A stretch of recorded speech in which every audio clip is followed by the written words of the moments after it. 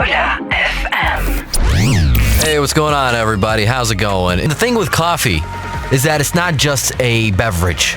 No, it's a ritual, it's a tradition, and in many places, it's a symbol of hospitality, just like here in the Kingdom of Saudi Arabia. Think about how often we say, hey, let's grab coffee. It's more than caffeine. It's about pausing. It's about creating moments with your friends, your family. And every culture has found its own way of expressing love for this, what do I call it, a timeless drink. And we've got Mr. Saeed AlFakhoury, who is a coffee expert, and he's going to tell us all about coffee. Mr. Saeed, how are you, sir? I'm great. How are you doing, Mr. Waddah? Very well, thank you so much. Now, I got a question for you. It's a simple question, but it's a deep question as well. All right, hit me. What makes a good cup of coffee? Oh, that's a great question. You see, there's a lot of factors that comes into making just one good cup of coffee. But I'm going to try to keep it simple here. We can start off with the freshness and quality of the beans. This is like the most important factor. If the beans are fresh, they're grounded fresh, and they're grounded for the right size to be brewed nicely, they'll give you a good cup of coffee.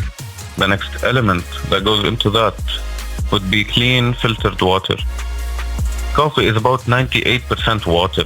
So clean water without chlorine or strong minerals is key to having a good cup of coffee. Beautiful. And like at the end of it, it's the freshness of the cup.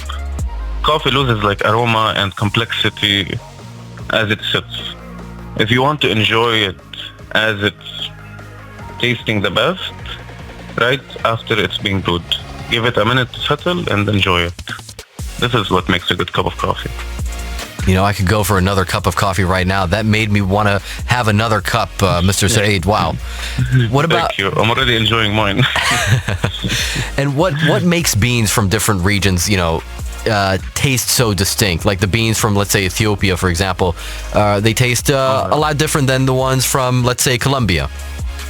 Yeah, they do.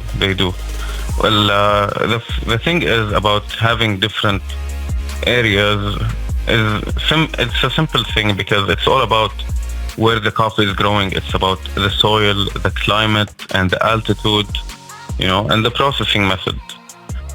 Having a higher altitude usually develops more slowly, which gives the coffee bean itself a denser and more complex flavor. Having it at lower altitudes will make the beans ripe faster, and it's not gonna taste as complex as high altitude coffee beans. Nice, very interesting. Yeah. Very interesting. One final question, okay? Are you ready for this? Sure. If you could have one style of coffee for the rest of your life, what would it be? That's a hard question. You're telling me to choose between all the things I love, just one? Well, my heart says espresso, but my logic knows that the best cup of coffee for the rest of my life would be a V60. It has the most variety. You can make it to have a lower ratio, make it lighter. You can have a higher ratio to make it denser. You can make it in ice. You can make it without ice. It's a very flexible drink for black coffee. Mr. Saeed AlFakhoury, thank you so much. Thank you, man. You too. Enjoy your coffee. Take care, champ. Waddah FM. The sound of Arabia.